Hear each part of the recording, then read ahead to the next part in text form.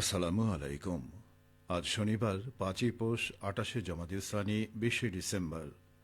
বাংলাদেশ বেতার রাজশাহী। স্থানীয় সংবাদ পড়ছি মাহমুদ শওকত।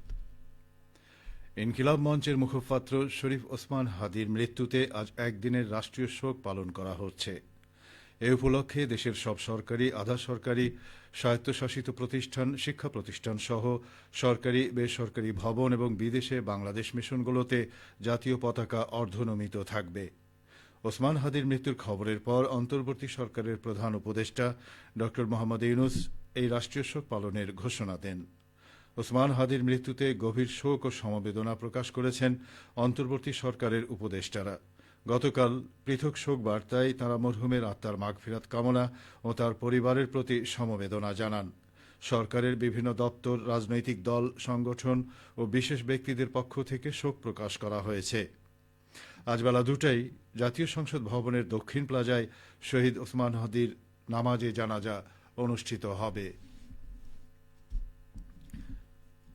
জুলাই গণ অভ্যুত্থানের সম্মুখ যোদ্ধা এবং ইনকিলাব মঞ্চের মুখপাত্র শরীফ ওসমান হাদি হত্যার প্রতিবাদে নওগাঁয় মশাল মিছিল করেছে বৈষম্য বিরোধী ছাত্র আন্দোলনের শিক্ষার্থীরা। গতকাল সন্ধ্যায় শহরের পৌর পার্কের সামনে থেকে মশাল জ্বালিয়ে মিছিল নিয়ে মুক্তির মোড় ও নওজোয়ান স্কয়ার প্রদক্ষিণ করে জুলাই স্মৃতিস্তম্ভে যান তারা। সেখানে অবস্থান নিয়ে শিক্ষার্থীরা ওসমান হাদি হত্যার ঘটনায় বিক্ষোভ প্রদর্শন করেন এবং প্রতিবাদ জানান। এ সময় বক্তারা হাদি হত্যাকারীদের দ্রুত আইনের আওতায় এনে কঠোর শাস্তির দাবি করেন।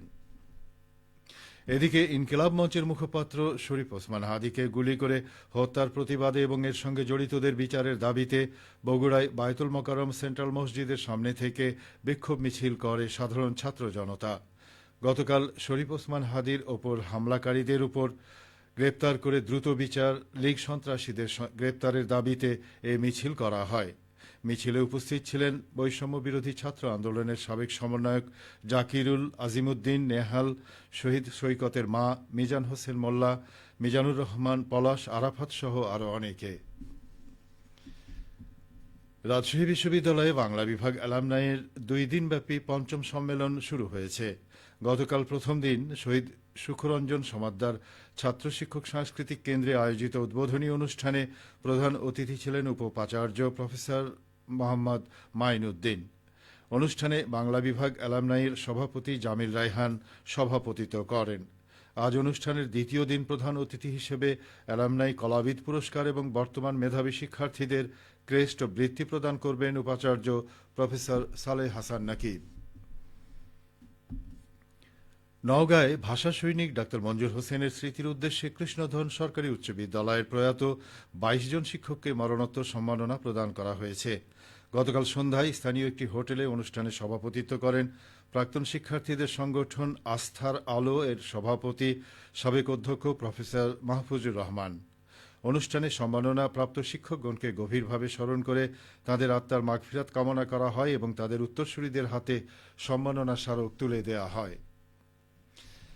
আসন্ন নতুন বছরে নাটোর জেলায় ৫ বছর থেকে ৫ বছরের অধিক বয়সী বিদ্যালয় গমনোপযোগী শিশুর জরিপ কাজ শেষ হয়েছে।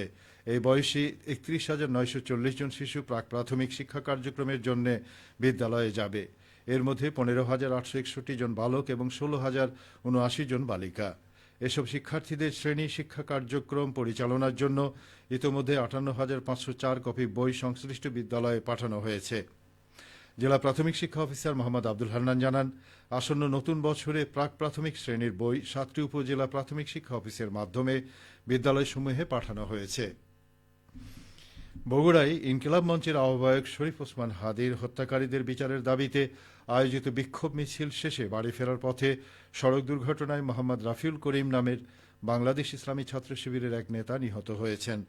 গতকাল বিকেলে বগুড়ার শেরপুর উপজেলার মহিপুর এলাকায় ঢাকা বগুড়া মহাসড়কে দুর্ঘটনা ঘটে। শেরপুর থানার ভারপ্রাপ্ত কর্মকর্তা ইব্রাহিম আলী বলেন, সড়ক দুর্ঘটনায় একজন নিহত হয়েছেন। এ বিষয়ে আইন অনুযায়ী প্রয়োজনীয় ব্যবস্থা নেওয়া হয়েছে। খেলার খবর, ক্রিকেট। নাটোরে বিসিবি আয়োজিত কাউন্সিলর কাপ ক্রিকেট টুর্নামেন্টের প্রথম সেমিফাইনালে হরিশপুর ক্রিকেট একাডেমিকে পরাজিত করে নাটোর ফুলবাগান ক্রিকেট ক্লাব ফাইনালে উত্তীর্ণ হয়েছে। গতকাল নাটোর নবাব সিরাজউদ্দৌলা সরকারি কলেজ মাঠে 16টি দলের অংশগ্রহণে অনুষ্ঠিত টুর্নামেন্ট শুরু হয় গত 5ই ডিসেম্বর। ভলিবল। সিরাজগঞ্জে তারুণ্যের উৎসব উদযাপন উপলক্ষে অনুষ্ঠিত হয়েছে আন্তঃ উপজেলা ভলিবল টুর্নামেন্ট 2025। গতকাল শহীদ শামসুদ্দিন স্টেডিয়ামে ক্রীড়া পরিদপ্তরের সহযোগিতায় জেলা ক্রীড়া অফিসের উদ্যোগে আয়োজিত টুর্নামেন্টের ফাইনাল খেলা ও পুরস্কার বিতরণী অনুষ্ঠিত হয়। ভলিবল টুর্নামেন্টের ফাইনালে প্রতিদ্বন্দ্বিতা করে সিরাজগঞ্জ সদর উপজেলা ভলিবল একাদশ ও উল্লাপাড়া উপজেলা ভলিবল একাদশ।